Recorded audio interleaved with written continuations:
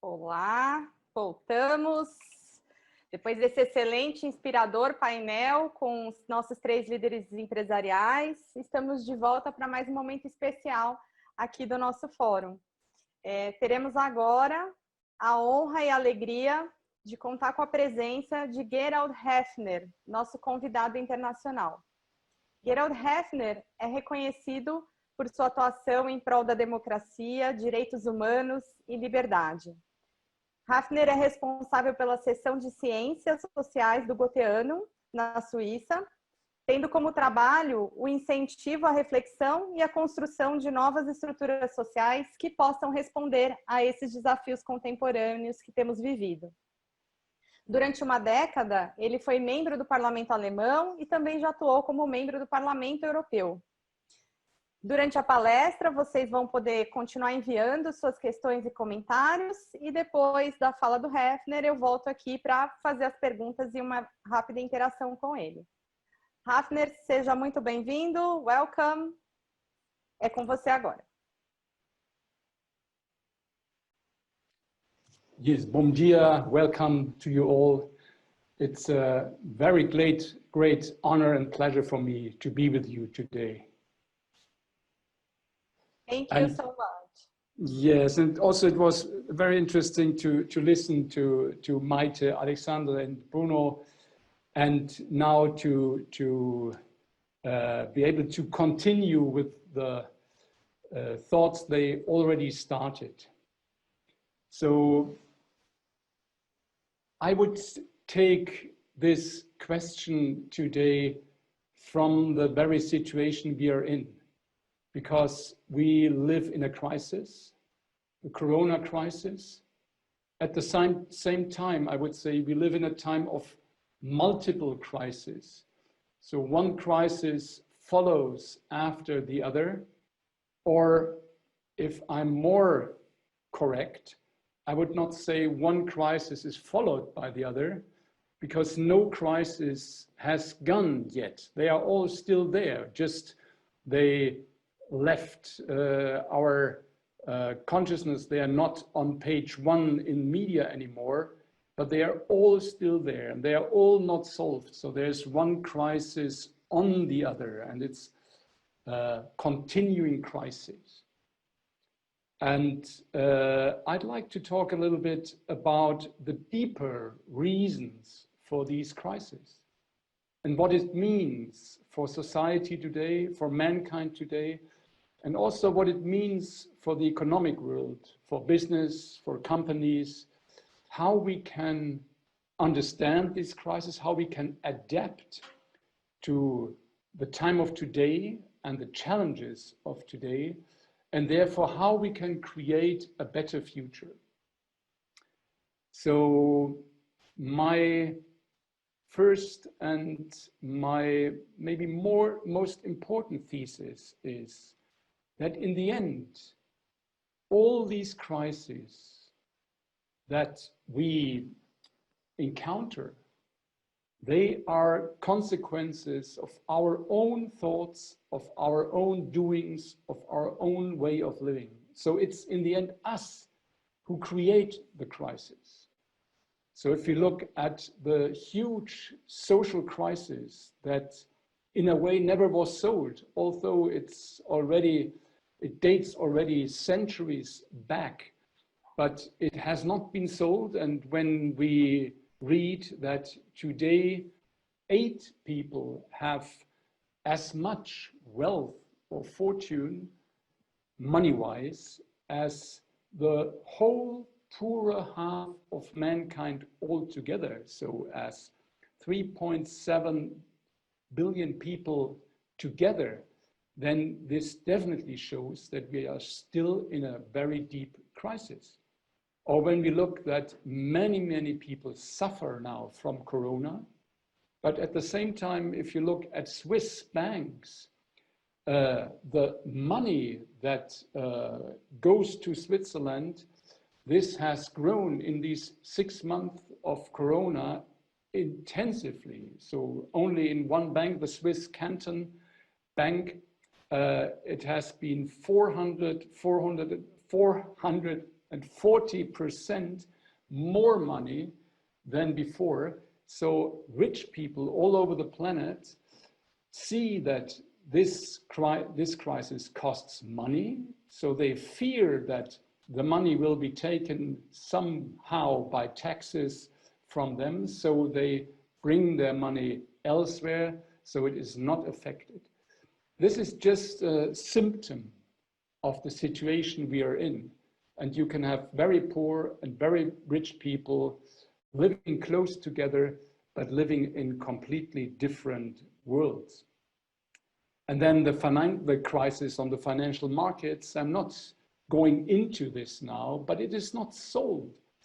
And we still have too much money, one could say, on the planet. And at the same time, we have debts with all the communes, the governments, the states, and so on.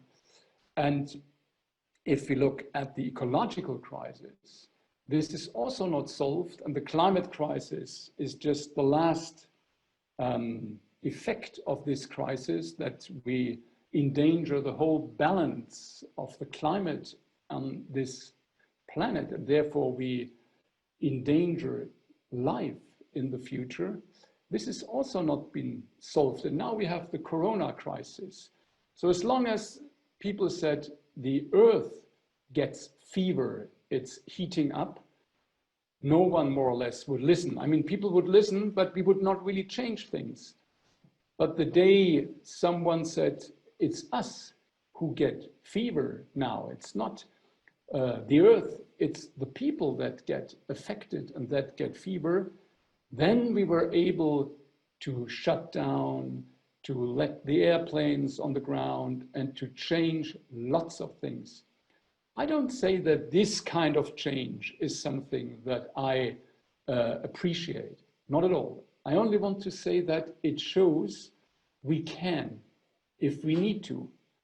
But the question is there a positive change that is needed and that is also possible now? Or do we have for greater catastrophes and then being forced to do catastrophic changes that are not, how can I say, not driven by our free will? So I think the time that Corona provides us to rethink, since everything slowed down a little bit, this could be a time to rethink. Rethink our relation to ourselves, rethink our relation to others, rethink our relation to nature, to the beings that live with us on this planet, to plants, to animals, rethink our relation to the earth itself. And if you allow me for a moment to go a bit back, then I would say let's go really back many, many steps into the history of mankind. There we find a time when we have all lived in oneness, in wholeness. We were part of the all one, and there was not such a thing as free thinking, free decision taking, because we were completely linked to the other beings.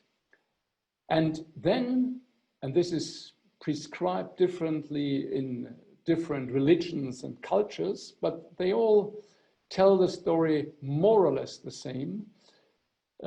Mankind left this paradise, as we call it in the Bible, this all oneness, this wholeness, and we started to develop another possibility to look at the world like from outside. So everything then becomes an object. There's I, and there is the world, and I can look at the world, and I can do research, I can find out how things work, and I can find out how I can use everything, make use of what I find in the mineral world, in the plants world, in the kingdom of animals, and so on. We make use of everything. And by developing this path, we became like conquerors. We became like exploiters. We became like, how can I say, we were not part of nature anymore, but we were using nature, using the planet, using the resources.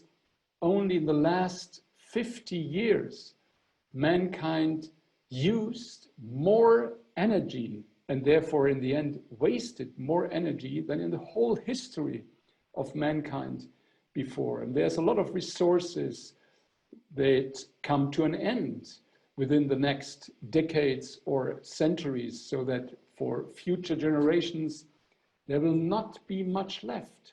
We spoil the sea, we spoil the air, we spoil the soil, we intoxicate it. So this is something you all know, and this is all the result of an approach where I'm here and there is the world, or there's the other being, and I'm not really in resonance. I'm not linked. I see the other person, I see the earth, the planet, I see nature as my object, as something that I can use, make use of in order to profit myself.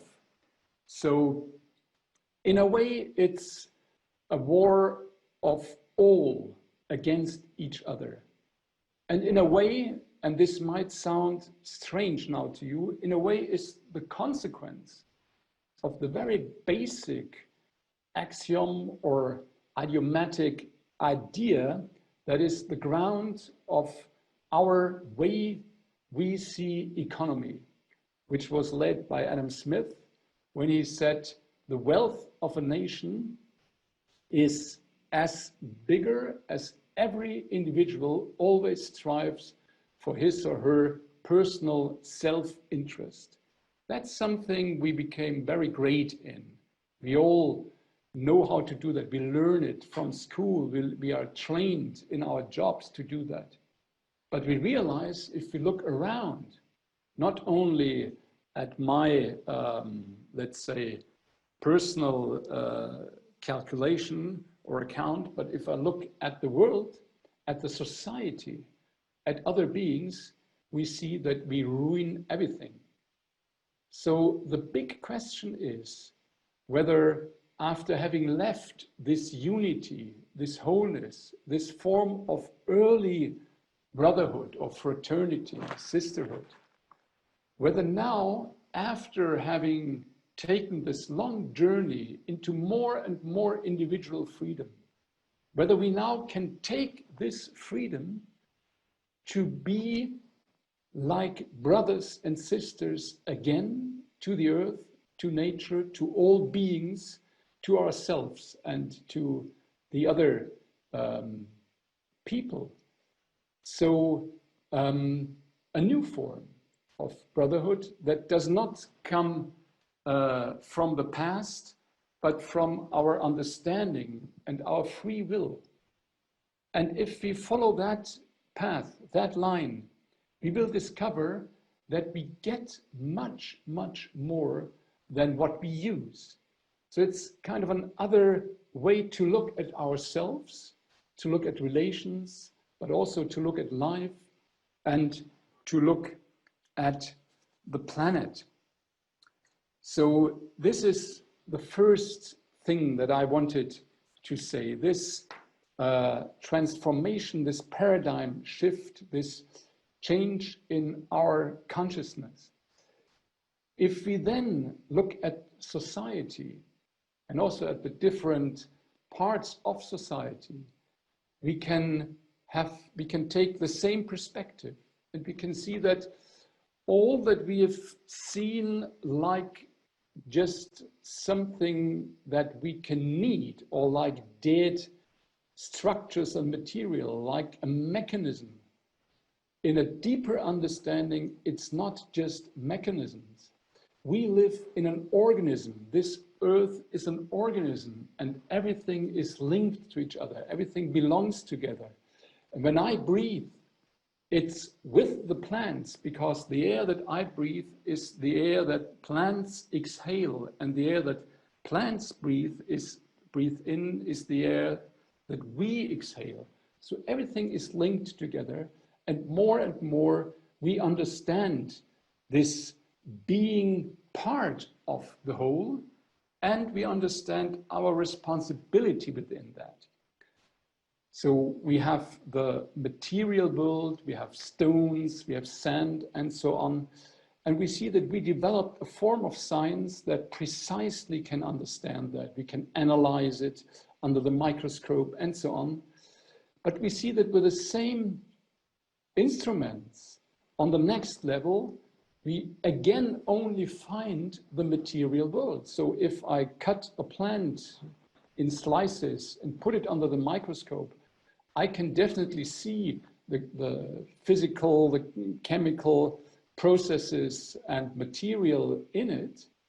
But what I don't find, what I can't see, is this incredible, how can I say, this completely new force, this force that allows this organism to live, so to create an organism by taking material in, but forming an organism in time and space.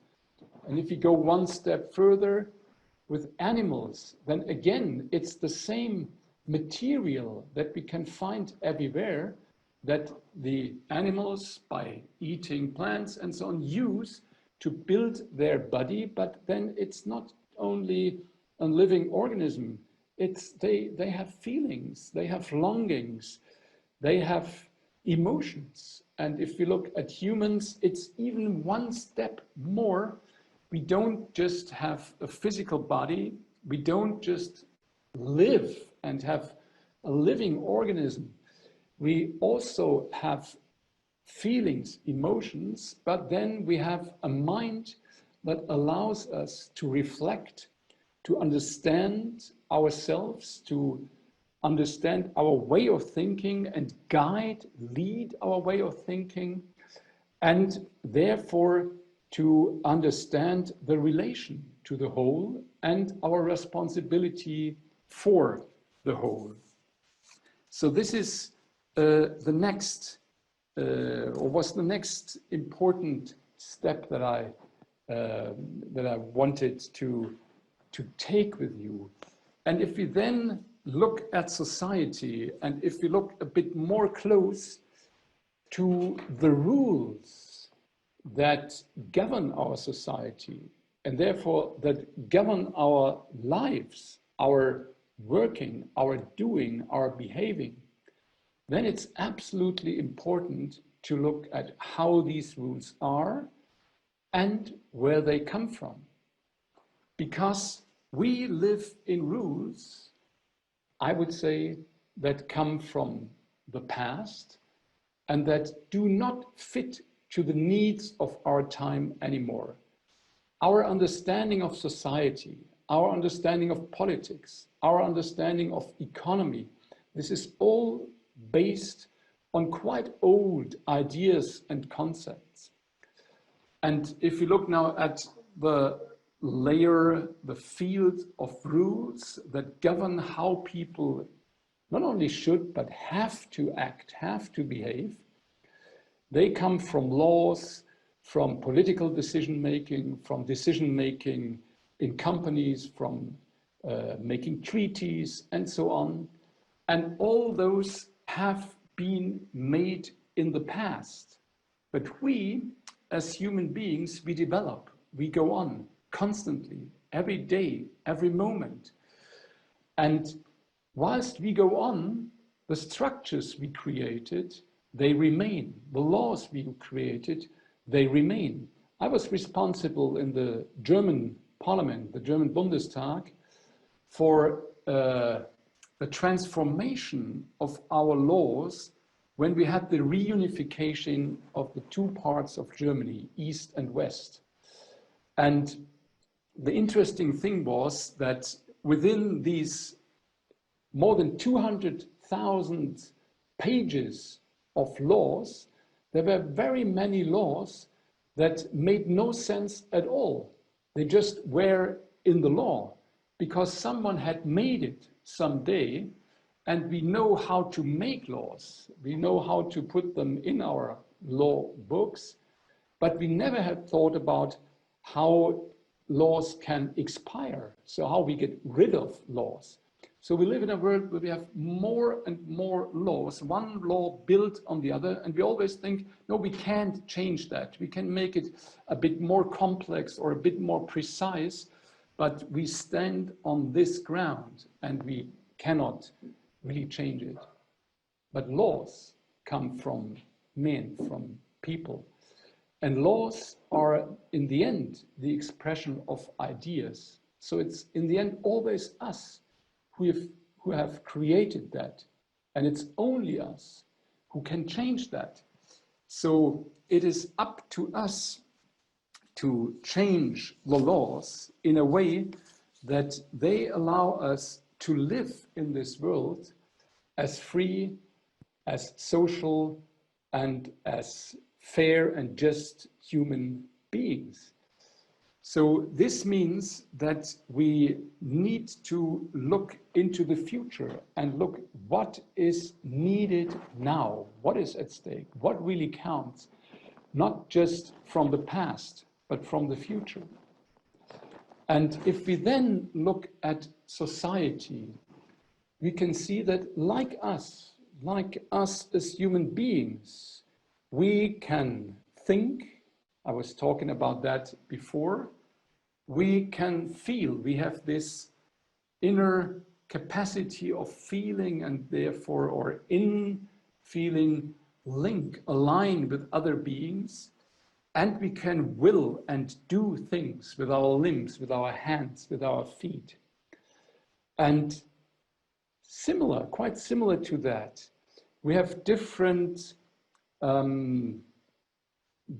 realms, different layers in society. We have the cultural life where it is mostly about ideas, about impulses, about thinking, about science, religion, arts, and so on.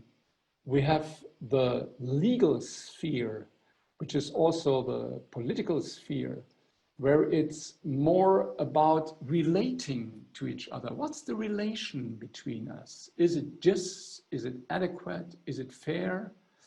And you can't say about a relation whether it's right or wrong, as you can say this about a thought. You can precisely say, I don't know this word in English, the sum of this, was ist ein Winkel, corner in a triangle, for example.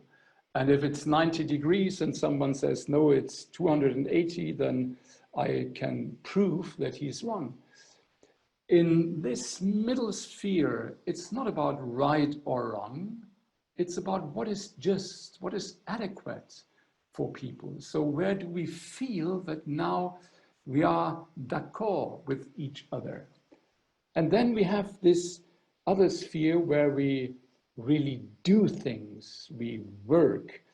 And when we do things, then we change nature, we create something out of nature. And when we especially work, because a huge part of our everyday life is working life, what we do there is we do things for other people. Why do I say that? Because mostly we think when we work, we do that for us, for ourselves. I work for the money, I work for my income, my car, my house, I work for my family. But this is not true in the end. If you look at what I really do when I work and what other people do when they work. So when you, for example, when you are a baker and you bake bread, you can't eat these, let's say, 800 breads a day. It's impossible. You didn't do that for yourself. You did it for other people. And what I do, I always do for other people too. But that I have clothes to dress, that I have a room I can live in, that I have a computer I can use, this I have not done. Other people have done this for me. So we can see that in this sphere, we do things for others and other people do things for ourselves, for us. So the relation that we have is completely different in these three realms of society. And if we take a next step and reflect a little bit on the big ideas on society, when does a society really, when is it sound? When can it really be healthy? And what is the basic ideas for a society? We see that for a long time, basic ideas have been put against each other, set against each other. So there is those people who say, okay, freedom is above all, and we need to concentrate on freedom. And when we have freedom, the rest will come. But then we have the other side that says, okay, freedom, this will lead to pure egoism. What we need is the social. We need to have the social above all. And so we quite soon came different views, different schools, different ideologies. And this confrontation between these different ideologies was a challenge and is still a challenge for mankind until today. We also still have this in the economic world, in the different schools that we have there, the different views. And it is of utmost importance, in my perspective, in my eyes, to see that this is not a contradiction. We do not need freedom or, let's say, fraternity, brotherhood, sisterhood. We need freedom and brotherhood or sisterhood. They belong together. They're not only contradictory to each other, they need each other, and they are like the precondition for each other. Because in the end, there is no freedom if, for example, I can live as a billionaire and my neighbor starves, dies from hunger. But in the end, there's also no brotherhood or sisterhood if we are forced, like in socialist countries in former times, to live and work like robots, follow the plan that was made by a political party or group, and have no freedom at all, not even the freedom to freely express our thoughts. So freedom, equality, and fraternity belong together. They belong together, and we need to realize them all. And we can realize them all at the same time. We can realize them all in society, in the social organism, and we can realize them in organisms that we create ourselves, like an institution, a company, and so on. Everywhere we have these three elements, these three aspects, and we can always look at these three aspects, how much they are realized, what their role is, and what we can do to better realize them. So, for example, in a company, this would mean that we implement by the structures that we find in this company as much freedom as possible for every person working in that company. So freedom in the sense of bringing in ideas, impulses, of creativity, innovation, of also autonomy and responsibility, because this is always the other side of the same medal. And all research that has been done on that shows that the more people get this autonomy and responsibility, the more they really feel free and heard and seen in what they do, the better they work in the end. And on the next layer, we can look at the question of equality or of relationships within our company. We can look at, are we on eyes level? How is our way of decision making? How are our connections between others? Are people treated fair? What about wages, for example? Do people have a fair share on what they do or not? So we can look at structures, income structure, also at ownership. And when it's about the third layer, then this is less on identity, less on relations. It's more on the resources that we have and use and create. So what we actually need and do in our company. And there we are linked to the whole social organism. We are linked to the social organism that today is the whole world. And if we look at this, then we need to understand that we have to completely change our way of thinking. And I would say not only of thinking, but also of monitoring what we do, of calculating, of deciding and on things and doing things. Because whatever we do has a result for other people or for the nature or for the climate, and we have to integrate that into our perspective. So if I take an example from Germany, if you use a specific pesticide that has been allowed until 14 years ago, atrazine, then 1 liter of this pesticide would cost $10. So if you look at the calculation only within a company, a limited calculation, then it makes sense to use that because you will, in the end, have more profit on what you harvest. You will harvest more.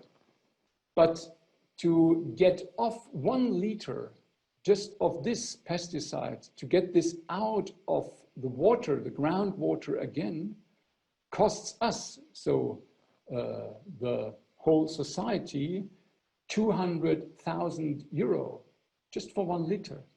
So if you exclude that from your calculation, if you make an outcut of the world, a very narrow outcut, and then calculate and forget about the results of your doing, then you could say, okay, using as much pesticide as possible is profitable, and I'm doing very profitable. But if you include it, if you include the whole, the result of what you do in your calculation, then it's the opposite. Then, for example, biodynamic farming immediately is much more profitable than the old conventional way of farming. So it's a question of perspective.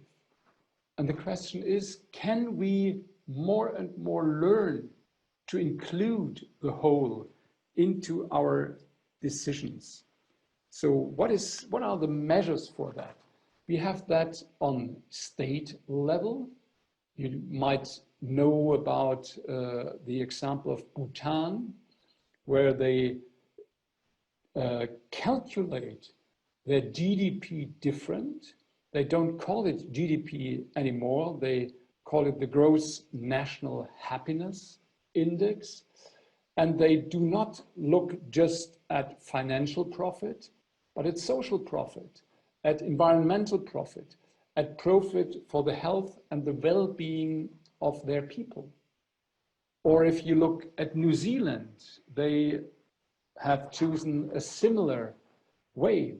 But also if you look at, for example, the Bank of England, or even if you look at Standards and Poor's or BlackRock, I will say something else about BlackRock a bit later, but right now I would like to say if you look at their policy, then they start to change their criteria for investment, not only financial profit, but they start to also look at the climate, at the environment, and so on. So this perspective is necessary, and it will in the future become more and more necessary every day. So the question is, how can we integrate that in our business making? Can we develop a form of true cost accounting so that we calculate the real costs, the costs not only for the company, but also for society, and the real profit, the whole profit, all results of what we do. This is one element. And another element is, can we widen our way of thinking and also our calculations in a way that we do not just look at us, at the people we have in our, let's say, more or less small company, but can we look at the whole supply chain? How do we treat others that work for us, let's say, in Africa or in Peru or Bolivia? Do we have that in mind? And is the calculation correct? Is it adequate? Is the price fair? Do we pay enough? And this also means for consumers to not just look at the price in the sense which is the cheaper product, but also to look at the price in the sense what is better for the world, for the plants, the animals, for the climate, and so on. And the better we learn to integrate that in our calculation, the better in the end will be pricing and the end consumer decisions.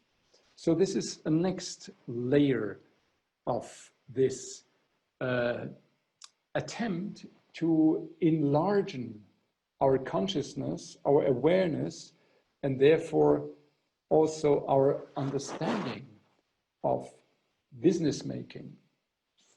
And I would like to take a next step, and I hope that this will be understandable, because one element that is necessary to look at is that we did not only develop this perspective towards the outer world, where I said we look at everything as if it were an object and not as if it were a subject. But we do this also in business making in many aspects. And we see in the end, the whole world more and more as a commodity. We are trying to make everything a commodity, even things that should not and cannot be seen as a commodity. So, for example, the earth, the soil, real estate. This is not a product that someone created. This has not been created by men at all. So we cannot see it as a commodity in the same sense as we see, let's say, a bicycle or a violin as a commodity. But it's even more important if we look at labor, at workforce, because this is not an object. This is people, this is persons. And a person can never be an object, and you cannot just buy and sell persons. So the relation between the co-workers and a company is quite different, needs to be different from this old-fashioned way of employing people and paying them for what they do. And the next step is that a company itself cannot be a commodity. I try to explain what I mean when I say this, and I try to explain why it is so extremely important, especially now. I take the example from Germany because I know Germany a bit better than Brazil. So in Germany, 98% of our companies are small and medium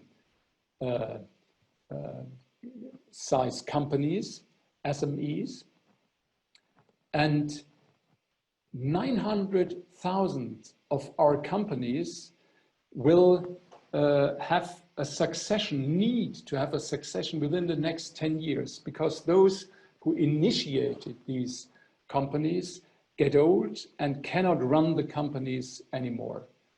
So there we have this question at hundreds and thousands of companies, how can we do the succession in a wise way? And if you look at our legal forms, then there are only two possibilities. One possibility is blood, and the other possibility is money. Blood means either you have a daughter or a son who could and who wants to run the company, then you can inherit it. But this very rarely works, because mostly if you run the company, then your daughter wants to study dancing or wants to study Islamic arts. So it's very rare that children have the same skills as their parents and want to do exactly the same in their lives. So there's only the other option. You sell the company, but when you sell the company company gets a commodity. And in a way, you have to sell by the highest price. And in the end, the company has to win the money back that was needed for buying it from the new buyer, the investor, or whoever bought it. And the most, I would say, problematic thing is that not always those who can buy the company are your best successors. You might wish someone else to be your successor who has much better ideas, much more relation to the company, much, let's say, more emphasis and so on. But you can't do that because this person doesn't have the money or is not part of your family. So therefore, for example, in Germany now, we try to change that.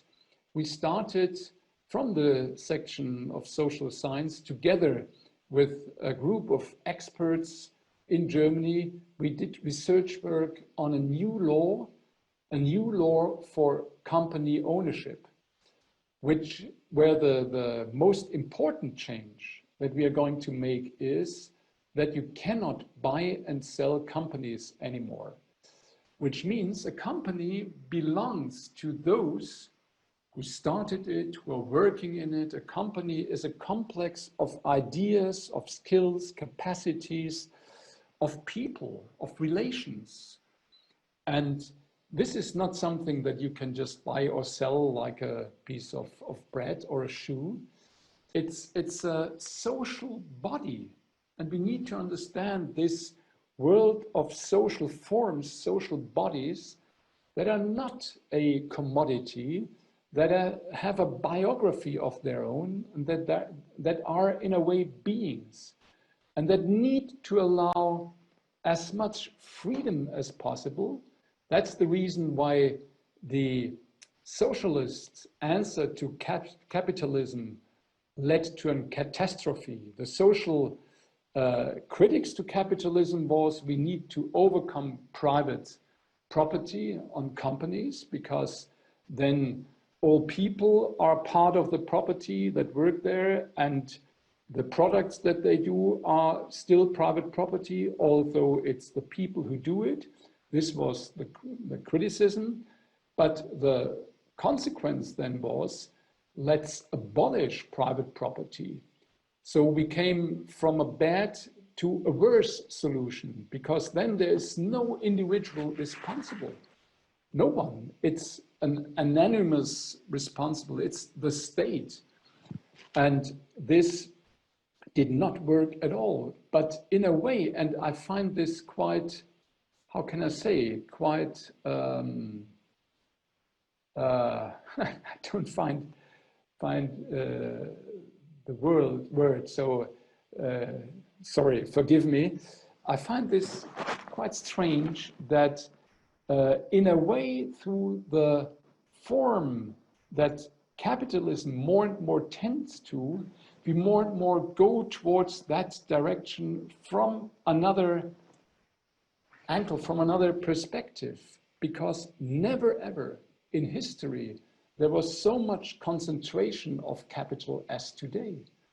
And the idea that you build up a company and then you are free, constantly free to work with a company as long as you are successful, and it will remain yours and so on. This is not true for very many, especially for people who start a business and to need to take in money from banks or from investors and so on, because otherwise they couldn't do it. They don't have enough money from their family or from private backgrounds. So they need to take in other investors. And then very often comes the day where the investor says, sorry, I'm now going to buy the whole company, I kick you out. Or companies, as I said, become commodities and are bought. In Germany, for example, an enormous number of our very successful companies got sold to Chinese funds, huge Chinese companies and funds. And people just read about that in the newspaper, that now they work for a Chinese fund.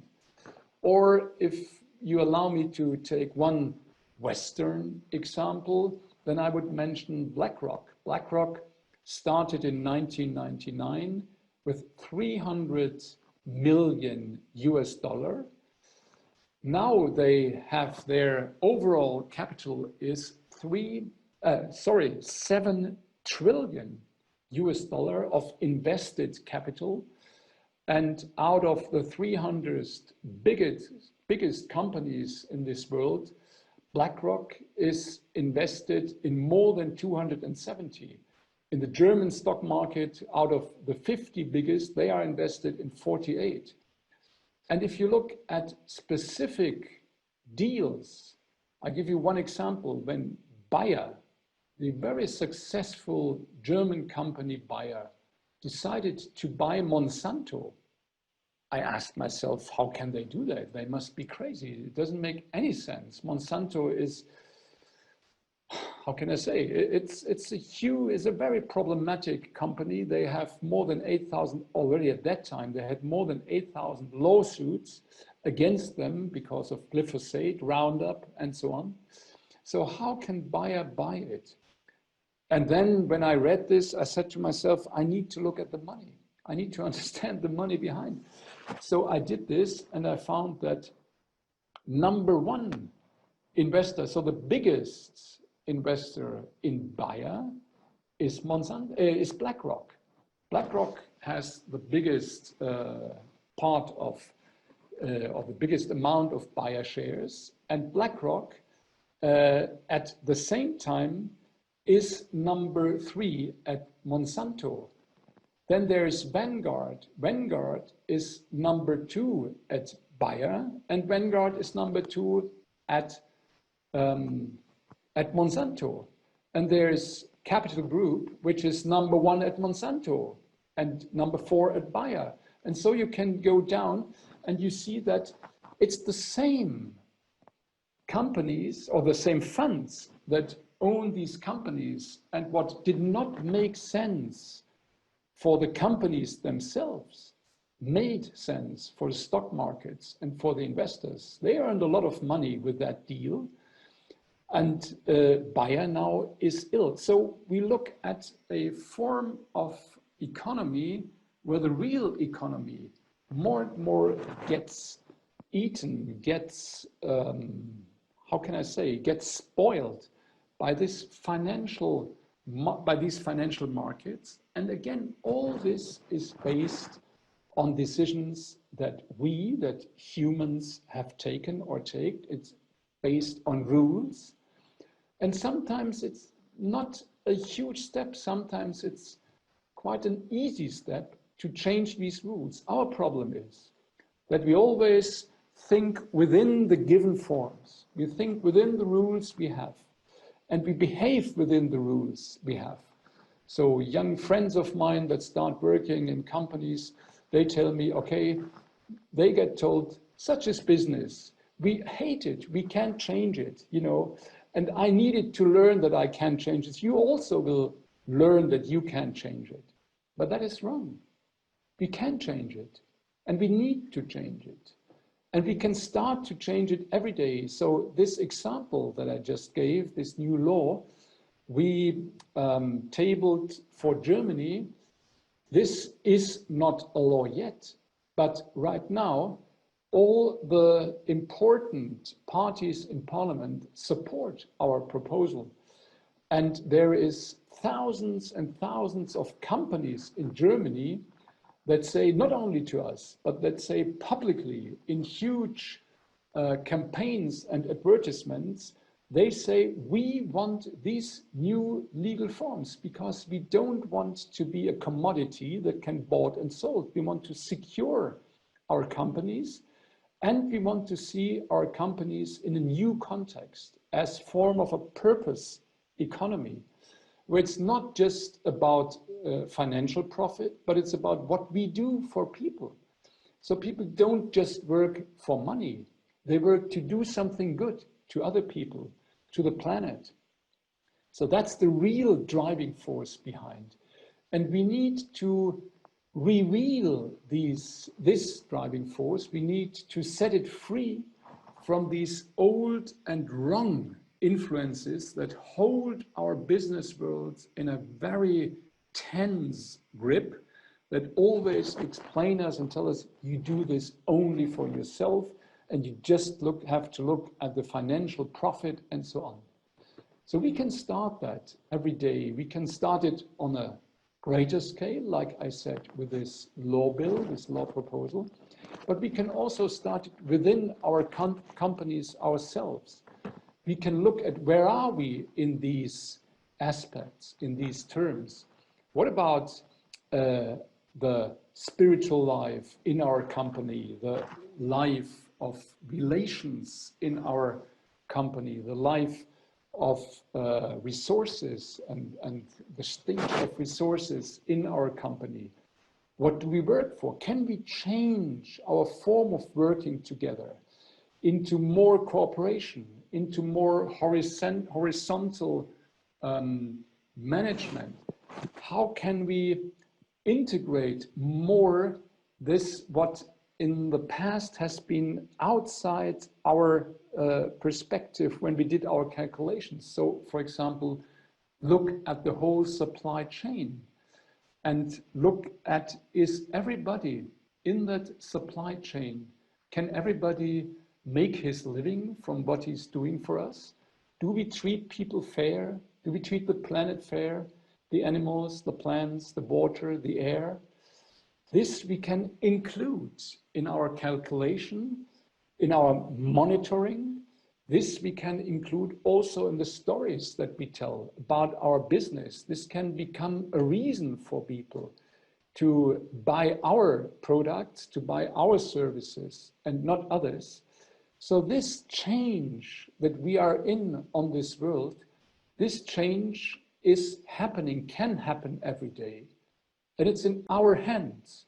And it's us, only us, who can make this change. And every person can start doing that change. Every person can become the initiator of a change that starts at a small scale, but grows, impulses others, and can in the end become a very, very big scale.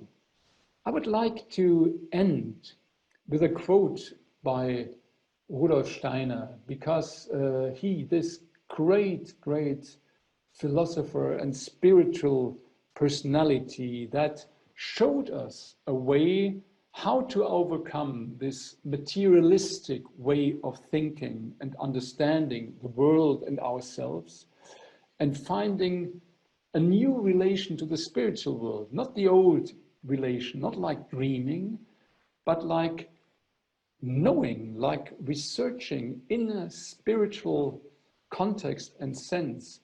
He, in the end of his life, he started to become a, how can I say, a transformer of society and also of businesses.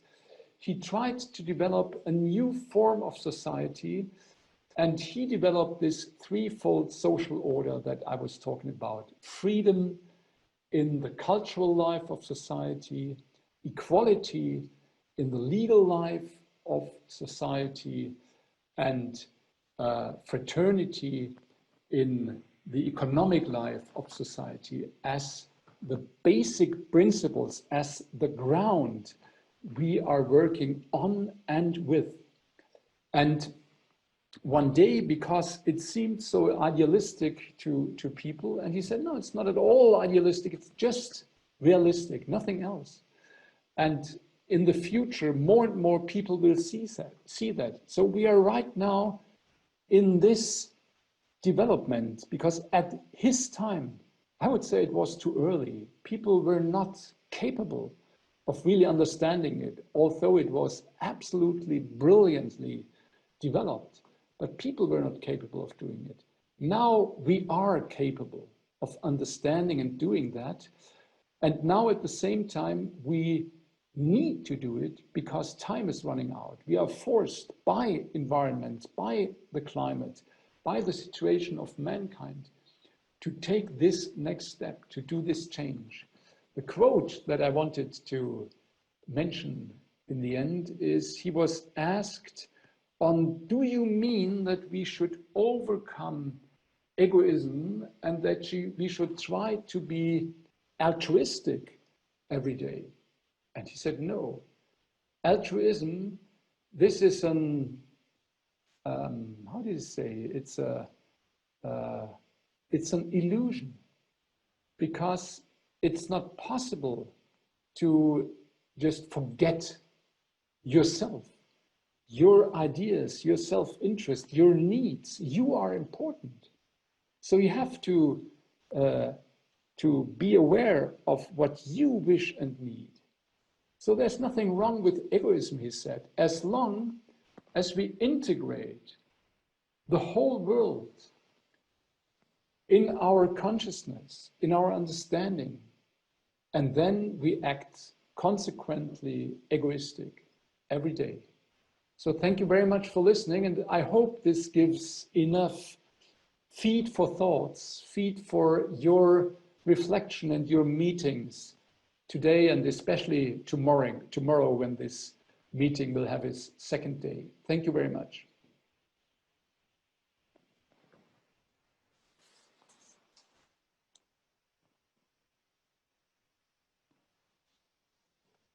Estava no mudo. Estava no mudo. Muito bom aí, palmas, Gerald, e um agradecimento muito especial às palavras. Temos agora algumas perguntas que foram chegando e eu gostaria de te colocar essas perguntas, né? E você, agora mais para o final, mencionou a frase, a fala do Rudolf Steiner, né, e a trimembração social. E nesse tema do que realmente importa, que é o tema do nosso fórum, na sua visão, quais são os aspectos do passado que no mundo econômico, no mundo empresarial, precisam ser transformados em direção à trimembração social? E talvez qual seja o papel dos líderes nessa transformação também?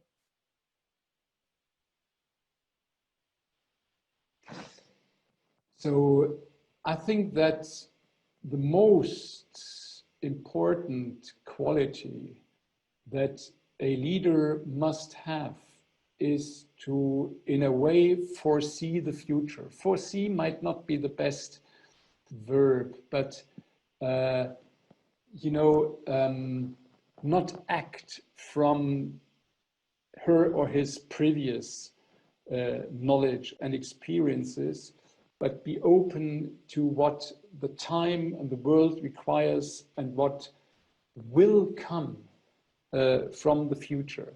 So if I now look at the first part of the question, I would say it is, so I tried to differentiate three different spheres in my talk. One is where we look just inside our company and we look at how do we work together and how can we improve the freedom, the creativity, the ownership, the autonomy of people working together in our company. How can we improve the relations between us?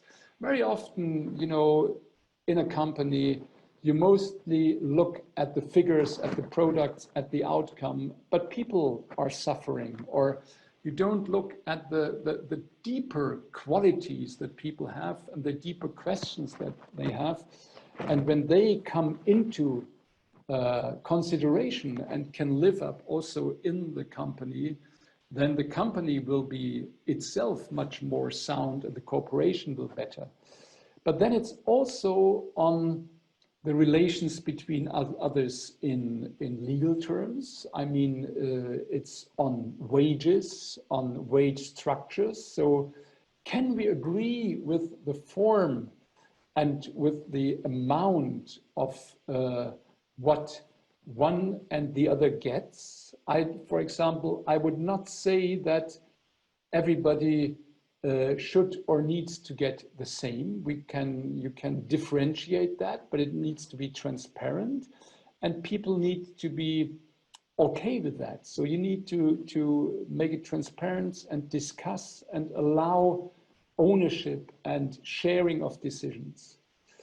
And then it's the orientation on what we do, and there comes, the whole world comes in. So with our customers, but also with the raw material that we use or other companies we work with. And there it's about, can we create a space and an understanding of working with each other where we don't see each other as competitors in first category, but as partners? And how can we learn and develop to better work together? These, I think, are the most important things we can look at. And then the other two spheres were then more in on the global scale and in the legal perspective. But I think the question more aimed at the company itself. Isso. Muitas perguntas chegaram comentários nesse sentido, né, desse papel das empresas e dos líderes na concretização desse conceito no mundo prático.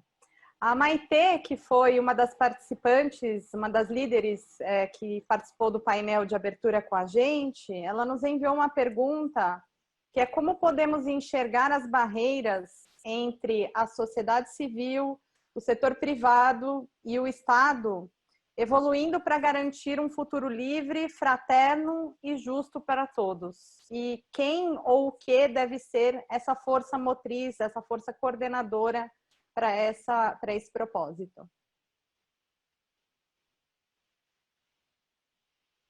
So, one part of this idea of threefolding that I was talking about is that today we have a centralized form of decision-making in our society.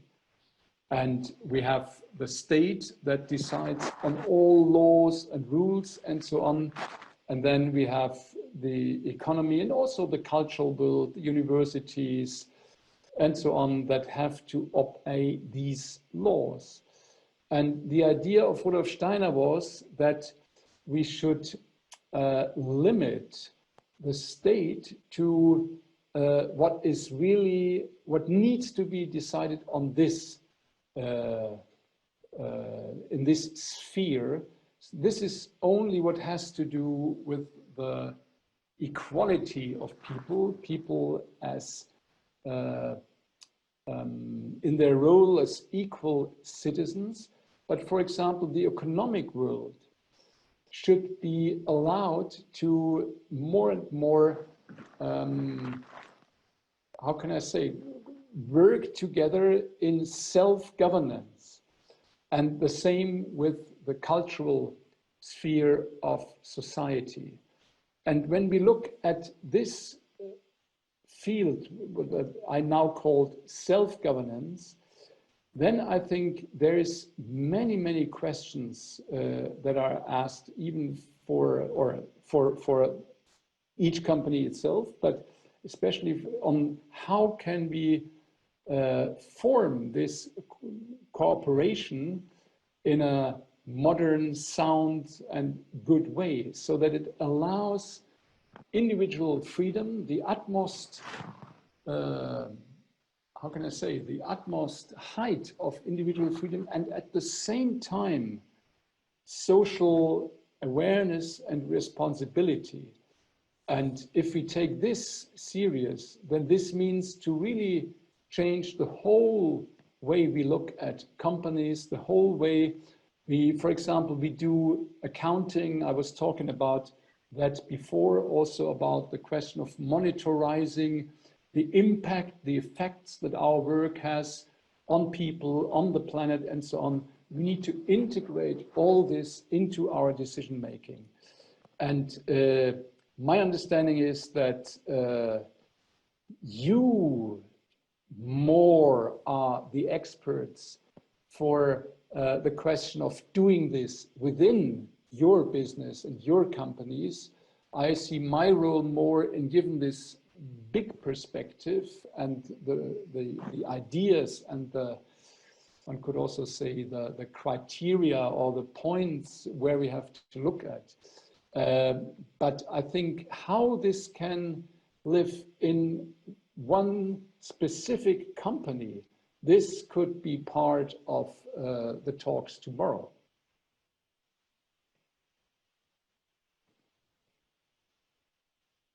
Muito bem. But if you have more questions, I'll try to give shorter answers so that we can have more questions. Sorry.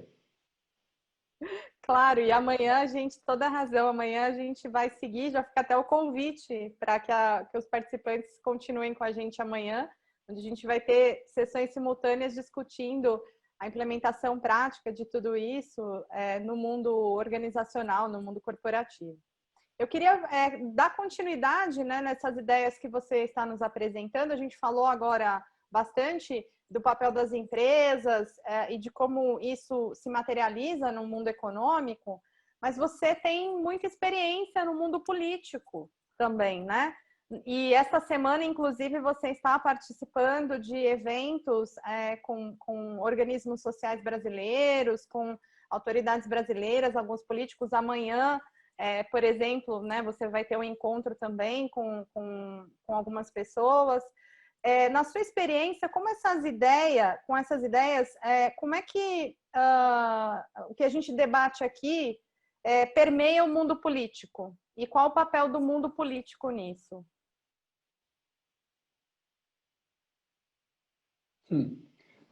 Let me say something.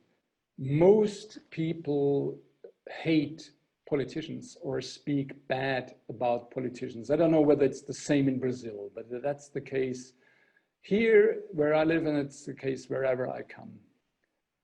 Allow me to say that politicians are very poor people because they have such a load on their shoulders, and we expect them to decide more or less about everything, but they do not have the knowledge about everything.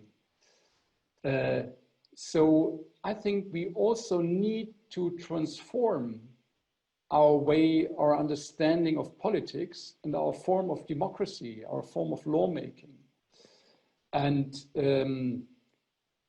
when I was when I was elected member of parliament, the day before I could not decide anything. When I was member of parliament, I sometimes decided on 40 different laws within 1 week, which is, I would say, more or less impossible. So what we created is like a political sphere, a political world where the politicians meet and live, and then they take the decisions.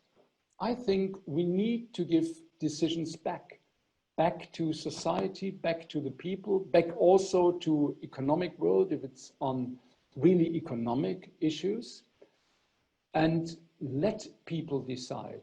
And therefore we created new forms of democracy. So I myself drafted a law on how to implement citizen initiative and referenda in Germany on different levels. And we were extremely successful with that. And the interesting thing is, wherever you can see that people do not decide on politicians anymore, so on parties or do I like Lula or Bolsonaro or things like that, but on the issue, not on the person, but on the issue. They start to discuss the issue. So what is the best solution? What are your arguments? What are my arguments? So it's not so antagonistic anymore. It's not we against the others. It's on problems and it's on arguments. So this would be my proposal, how to change this political sphere. And allow me one last remark. There's already a huge change going on. In the past, it was just politicians who took decisions. Today, there's this growing civil society where people who do not have the task, who are not paid for doing that, they feel responsibility and they engage in the public sphere. So we see that there is, and civil society means this is ordinary citizens, we see that there's much more capability and willing of people to inform themselves, to speak out, to engage. And this makes me this gives me a lot of hope that we will more and more learn how to decide things with the people and not just high above the people.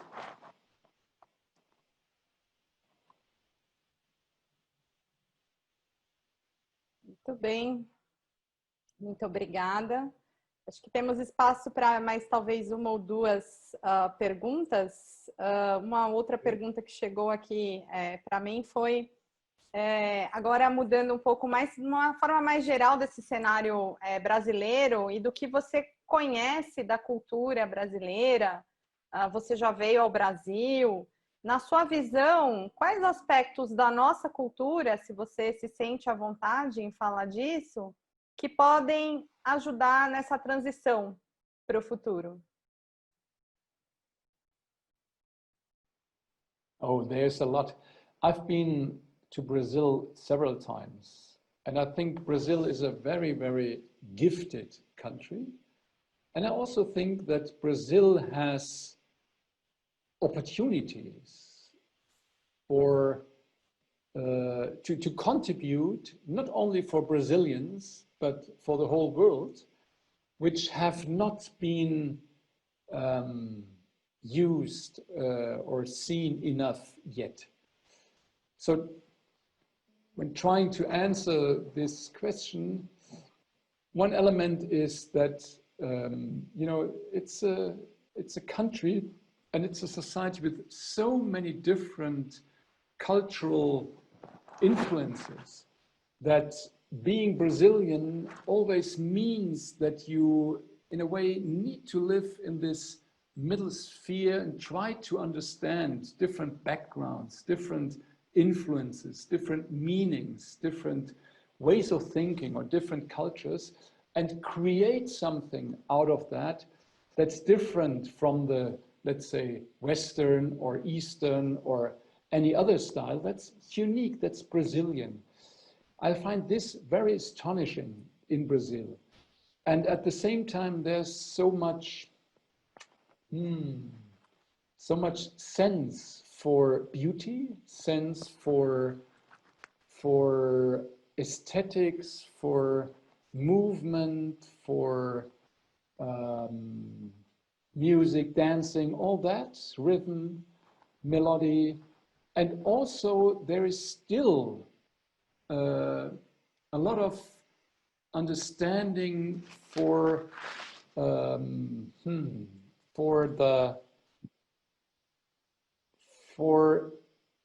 what lives in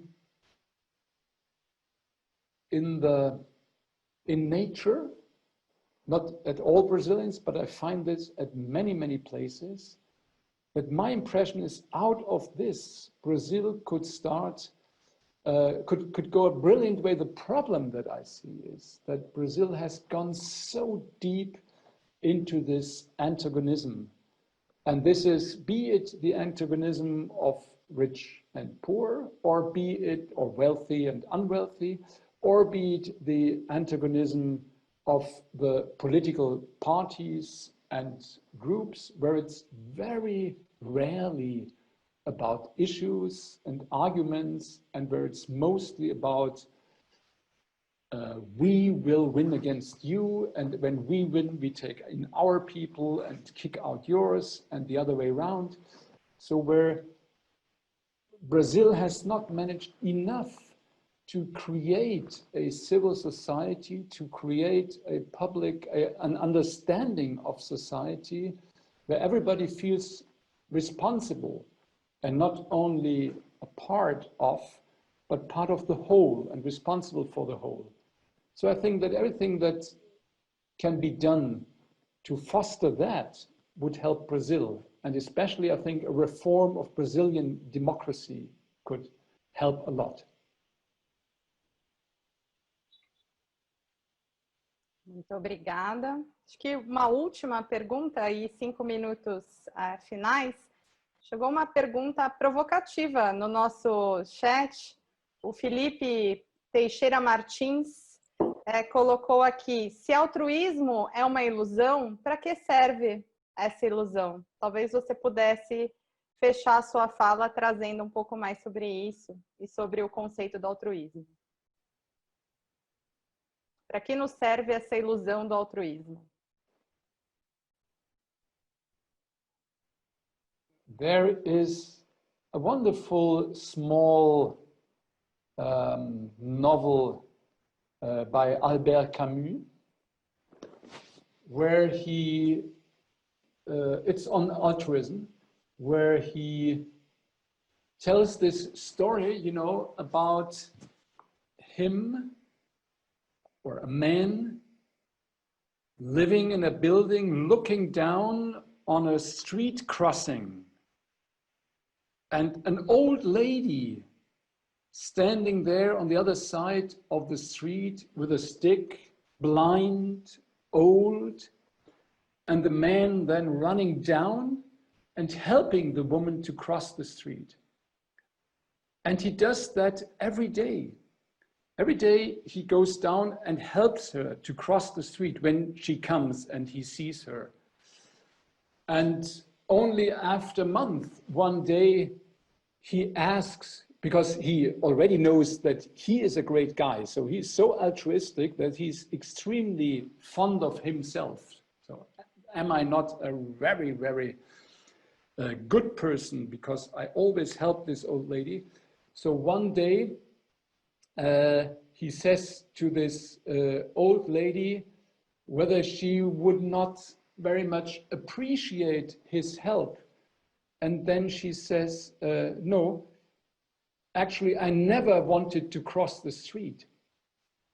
So I don't think, you know, the Christ says, love the other like yourself. And I don't think that it's possible, even possible, to love the other if I'm not grounded in myself. And when I'm grounded in myself, then I realize that, how can I say, that the other can live in myself. And I can live in the other. I'm not limited in that body. I can expand incredibly, but this is only the case when I'm grounded in myself.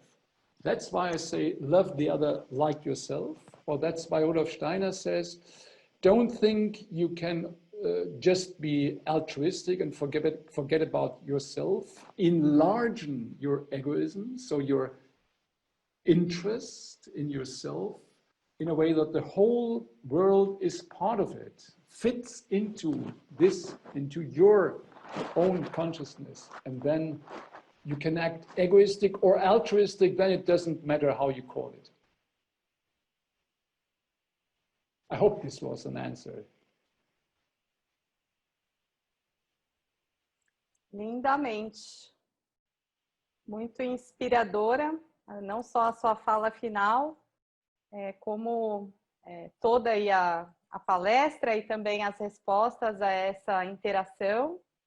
A gente vai finalizando. Antes de eu concluir o painel, você gostaria de falar alguma palavra final?